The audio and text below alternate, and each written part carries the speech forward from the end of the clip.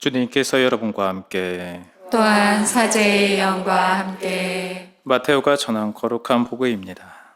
주님 영광 받으소서. 그때 예수님께서 제자들에게 말씀하셨다.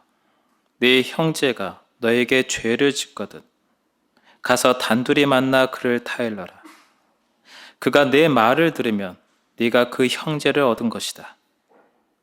그러나 그가 네 말을 듣지 않거든 한 사람이나 두 사람을 더 데리고 가거라. 모든 일을 둘이나 세 증인의 말로 확정지어야 하기 때문이다. 그가 그들의 말을 들으려고 하지 않거든 교회에 알려라. 교회의 말도 들으려고 하지 않거든 그를 다른 민족 사람이나 세리처럼 여겨라. 내가 진실로 너희에게 말한다. 너희가 무엇이든지 땅에서 매면 하늘에서도 매일 것이고 너희가 무엇이든지 땅에서 풀면 하늘에서도 풀릴 것이다. 내가 또 진실로 너희에게 말한다. 너희 가운데 두 사람이 이 땅에서 마음을 모아 무엇이든 청하면 하늘에 계신 내 아버지께서 이루어 주실 것이다. 두 사람이나 세 사람이라도 내 이름으로 모인 곳에는 나도 함께 있기 때문이다. 주님의 말씀입니다. 그리스도님 참여합니다. 안녕하십니까? 안녕하세요. 반갑습니다. 미국의 한 음식점에 어떤 사람이 주방에 취직을 했습니다. 주인은 그에게 손님은 왕이니 무조건 손님이 원하는 대로 해 주라고 당부를 했죠. 그런데 하루는 동네에서 주문이 까다롭게 유명한 한 할머니가 그 식당에 찾아왔습니다. 그리고 나서는 감자튀김을 주문했죠.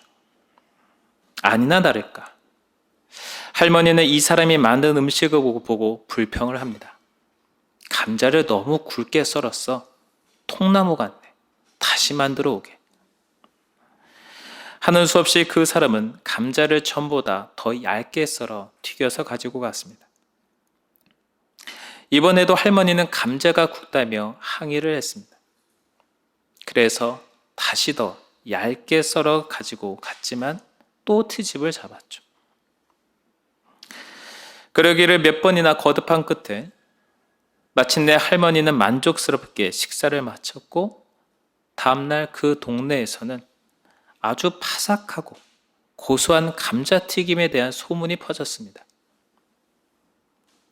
그러자 손님들이 그 식당에 구름처럼 몰려들었고 식당은 수입이 전보다 몇 배나 더 늘어나게 되었습니다. 이렇게 해서 우리가 간식으로 즐겨 먹고 또 얇고 바삭한 그 포테이토 칩이라는 것이 생겨나게 되었다는 그런 이야기가 있습니다. 얼핏 이 이야기는 쓰디 쓴 충고의 소중함만을 우리에게 전해주는 것 같지만 좀 더 깊게 생각해 보면 그런 충고를 선뜻 받아들인 그 사람의 태도도 중요하다는 것을 깨닫게 됩니다. 우리가 세상을 살다 보면 인간 관계를 맺는 데 있어 많은 어려움이 있지만 그 중에 하나는 가장 가까운 이에게 충고하는 것도 포함됩니다. 왜냐하면 많은 이들이 자신의 장점에 대해서 듣는 것을 좋아하지만 자신의 단점을 들추거나 충고를 듣는 것은 매우 불편하게 여기기 때문이죠. 그 지적이 아무리 옳다고 하더라도 말입니다. 그래서 우리는 타인을 충고하기에 앞서서 고민하게 됩니다.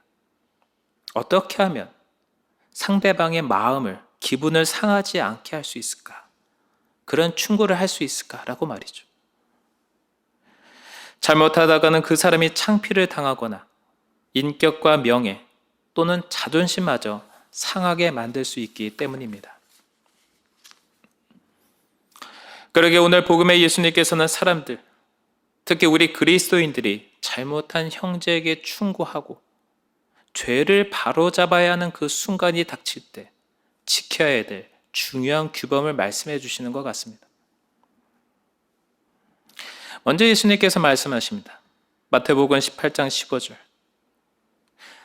네 형제가 너에게 죄를 짓거든 가서 단둘이 만나 그를 타일러라. 여기에서 단둘이라는 이 단어는 충고의 목적이 무엇에 또 어디에 두어야 되는지를 우리들에게 알려줍니다. 즉 형제를 충고할 때에는 오직 그 사람의 초점을 맞추고 그 사람에 대한 관심과 사랑이 목적이 되어야지, 오직 그 사람의 죄를 드러내는 것, 그것이 목적이 되어서는 안 된다는 가르침입니다. 두 번째로 예수님께서는 만약 그 사람이 이런 개인적인 충고를 듣지 않거든 한 사람이나 두 사람을 더 데리고 가서 충고하라고 가르치십니다. 이유는 형제의 잘못을 지적할 때 자신의 사적인 감정을 피하고 다른 이들의 객관적인 견해와 사실만을 가지고 지적해야 되는을 가르치고 계십니다. 내 섣부른 판단이나 독단적이고 주관적인 판단을 조심해야 된다는 말씀이죠. 세 번째로 주님께서는 그러한 충고들조차 그 형제가 받아들일 마음이 없다면 교회에 알리고 교회의 말조차도 수긍하려 하지 않을 때 이방인이나 세리처럼 여겨라 라고 말씀하십니다. 이방인이나 세리처럼 여기라 라는 이 말씀 안에는 절교라는 강한 의미도 담겨져 있지만 자신의 잘못을 받아들이려 하지 않는 그 형제의 행위가 결코 정당화될 수 없다는 것을 의미하기도 하죠. 우리 그리스도교 공동체 교회는 하느님께서 세우셨지만 죄를 많이 짓는 사람들이 모인 공동체이기도 합니다. 그러기에 우리는 언제나 잘못된 길로 나아갈 가능성이 있습니다. 그럼에도 자신의 잘못을 솔직하게 인정하고 하느님과 교회 공동체로부터 용서받는 것을 피하지 않는 그 용기와 노력이 공동체의 삶 안에서 요구됩니다. 교회는 회개하는 이들의 공동체이기 때문이죠.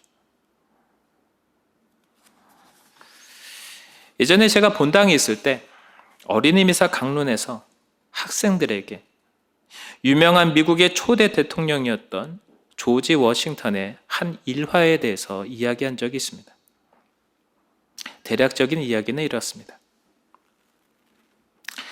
어린 워싱턴이 생일 선물로 아버지로부터 받은 도끼를 가지고 아버지가 아끼던 나무를 실수로 벤 적이 있었습니다. 일을 마치고 집으로 돌아온 아버지는 그 베어진 나무를 보고 불같이 화를 냈죠. 누가 저 나무를 베었냐고 말입니다. 그러자 워싱턴이 솔직하게 잘못을 고백하죠. 아버지는 솔직한 아들의 용기 있는 모습을 보면서 용서를 해 주었다라는 그런 이야기입니다. 제가 학생들에게 물었습니다. 여러분, 어떻게 그 소녀는 아버지로부터 용서받을 수 있었을까요? 물론 제가 학생들에게 원했던 답은 정직했기 때문입니다 라는 것이요. 근데 어느 학생이 손을 번쩍 들더니만 큰 소리로 외쳤습니다. 신부님, 그야 손에 도끼를 들고 있었기 때문이죠 라고 말이죠. 충고를 한다는 것, 많은 용기가 필요한 행위입니다.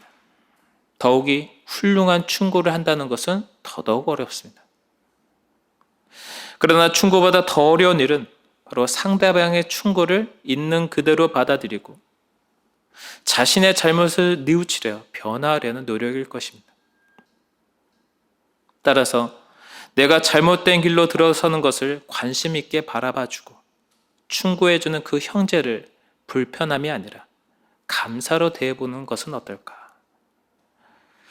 또한 우리도 형제에 대한 관심이 선택이 아니라 예수님께서 우리에게 부여하신 형제적 사랑의 사명이며 의무라는 것도 우리 함께 기억했으면 좋겠습니다.